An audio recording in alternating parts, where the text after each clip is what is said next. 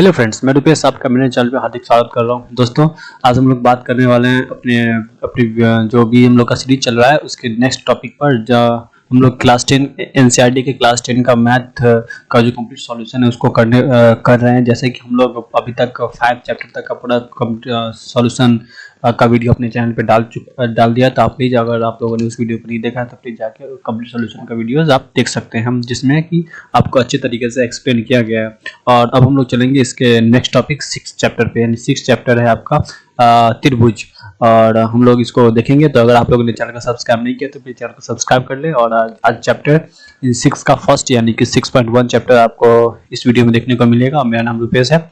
तो अगर आप लोगों ने चैनल को सब्सक्राइब नहीं किया तो प्लीज चैनल को सब्सक्राइब कर ले और वीडियो को लाइक भी करें, शेयर भी करें, और जो भी रहे आप हमें कमेंट करके बता सकते हैं। तो पहले हम लोग चलेंगे 6 के कुछ थ्योरीज के बारे में कि एक्चुअल में त्रिभुज होता क्या है।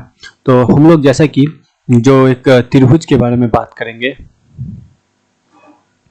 तो अगर एक ऐसी आकृति है जिसके 3 रेखाखंड हो, उसको हम लोग त्रिभुज कहते हैं। जैसे कि ये ए बी सी, ये 3 त्रिभुज हो गया। तो जो त्रिभुज होते हैं इसमें 3 भुजा होते हैं। 3 जो है वो 3 भुजा हो गए, 3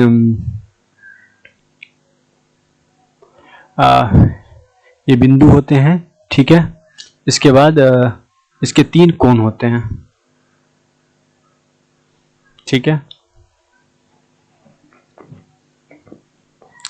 चलिए, इसके बाद हम लोग बात करेंगे कि ये जो त्रिभुज होता है इसके भी अलग अलग पार्ट होते हैं, लेकिन हम लोग उसके बारे में आगे बात करेंगे। लेकिन सबसे पहले जानेंगे कि हम लोग इस टॉपिक में कि समरूप आकृति क्या होती है। तो आप लोग जो है क्लास 9 में आप लोगों ने देखा होगा कि एक ही यानी कोई भी वृत्त एक सर्वांगसम क्या होता है, और क्या सर्वांगसम आकृति क्या होती है, इसके बारे में हम लोग जानेंगे।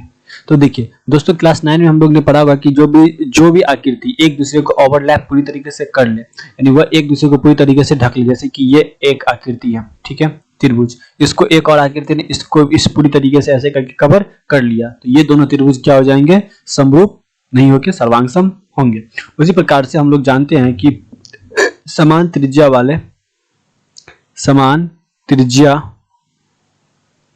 वाले वृत्त सर्वांगसम होते हैं। ये बात हम लोगों ने क्लास 9 में पढ़ा था।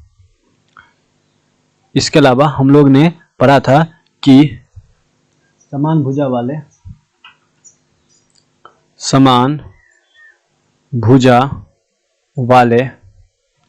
समबाहु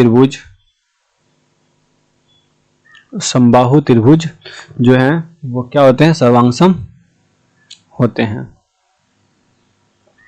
ये बात हम लोग को याद रखना है, ठीक है। लेकिन इन बातों को भी अगर हम लोग देखेंगे तो एक दूसरे की आगे हम लोग इस टॉपिक में सर्वांगसमता के नहीं समरूपता के बारे में कहेंगे कि जैसे कि कोई भी चीज एक जैसा देखने में आपको लग जाए उसको हम लोग क्या कहते हैं, समरूप आकृति कहते हैं, ठीक है।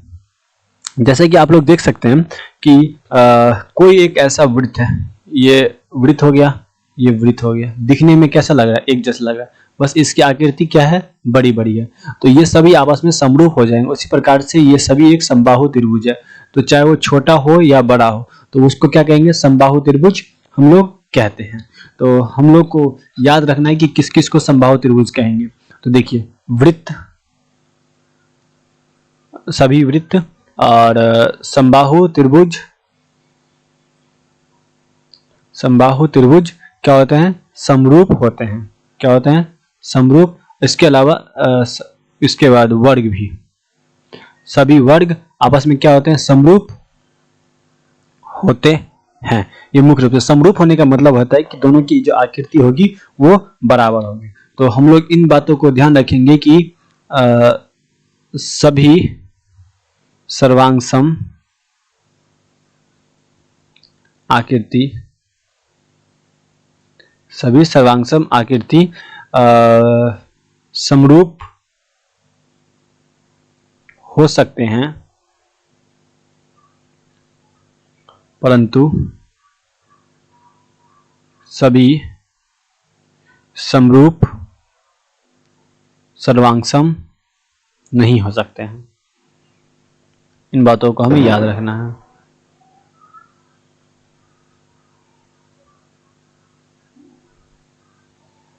ठीक है, इन बातों को हमें याद रखना है। इसको हम लोग समरूप आकृति कहते हैं। इसके बाद जो जो ही हम आगे अगर बढ़ते जाएंगे तो हम लोग इसके प्रतिनिधिक चिन्ह के बारे में आगे हम लोग पढ़ेंगे। तो चलते हैं अब इससे टॉपिक पर कि किस तरीके से इसका सॉल्यूशन होगा। ठीक है, तो चलते हैं। तो पहला ही क्वेश्चन आपके स्क्रीन पर आ गया है इस टॉपिक का, कि क्या बोल रहा है कि कोष्ठ में दिए गए के सही शब्द भरते हुए बताइए कि सभी वृत्त क्या होते हैं। तो जैसा कि मैंने बताया कि सभी वृत्त जो हैं वो क्या होते हैं, समरूप होते हैं। सभी वृत्त क्या होते हैं, समरूप होते हैं। ठीक है, इसके बाद बोला सभी वर्ग क्या होते हैं। तो सभी वर्ग भी क्या होते हैं, समरूप होते हैं, सर्वांगसम नहीं होते हैं। सभी डैश त्रिभुज, तभी मैंने बताया था कि सभी जो समबाहु त्रिभुज है वो क्या होंगे, समरूप होंगे। तो सभी समबाहु त्रिभुज यानी सभी सर्वांग समरूप समरूप। ठीक है, इसके बाद हम लोग देखेंगे कि भुजाओं की समान संख्या वाले दो भुज समरूप होते हैं। यदि दो भुजाओं के दो बहुभुज समरूप होते हैं, यदि उनके कोण क्या हो, बराबर हो या समानुपाती हो, तो क्या होगा दोस्तों, भुजाओं की समान संख्या वाले यानी समान भुजा वाले दो बहुभुज समरूप होंगे यदि उनके संगत कोण क्या हो, समान हो। उनके संगत कोण क्या हो,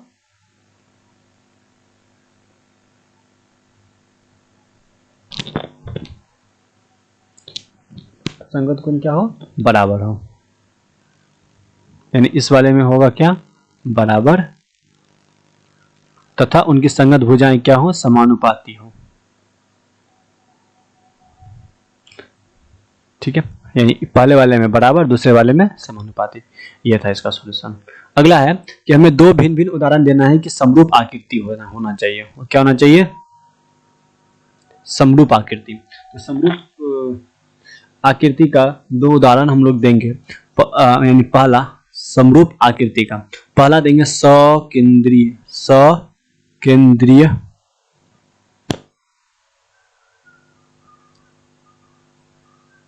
वृत्त। जैसे कि ये एक वृत्त है, इस पर ऐसे दे दिया, ठीक है, और उस पर ही मैंने ऐसे करके दे दिया। तो दोनों ये वृत्त ही है लेकिन इसकी आकृति यानी इसकी त्रिज्या क्या है, अलग अलग है, सकेंद्रीय वृत्त। और इसका जो दूसरा आंसर होगा, दो अलग अलग उदाहरण। तो एक हम लोग दे सकते हैं कि सभी वर्ग या समबाहु त्रिभुज। जैसे कि सभी वर्ग, ये सभी भुजाएं बराबर हैं, उसी प्रकार से द्वितीय समबाहु त्रिभुज सभी भुजाएं क्या हो, बराबर हो। जैसे ए ए ए, उसी प्रकार से ये भुजाएं जिसमें ये 2a 2a 2a। ठीक है, वो अगला है कि ऐसी आकृति जो समरूप नहीं हो। तो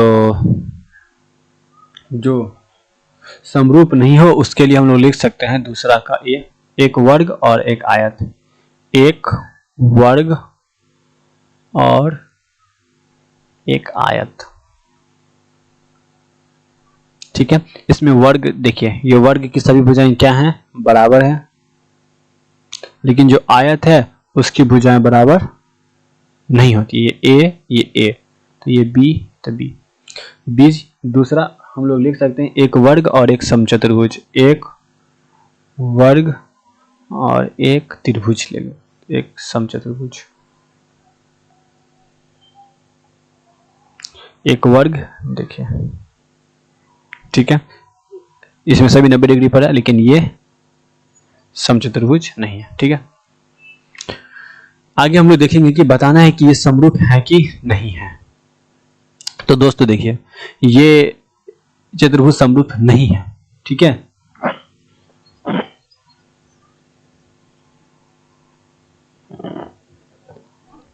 देखिए जैसे कि अगर हम लोग यहाँ पे एक्सप्लेन कर देता हूं, जैसे कि हम लोग यहाँ पे देखते हैं,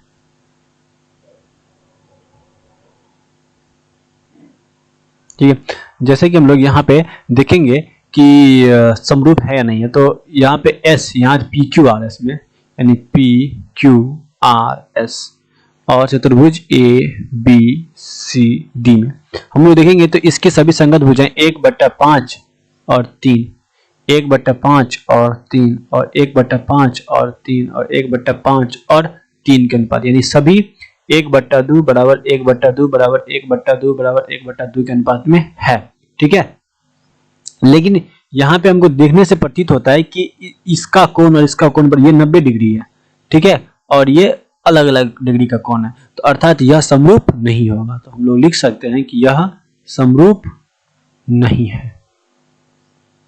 भुजा समानुपाती है, भुजा समानुपाती है, लेकिन कोण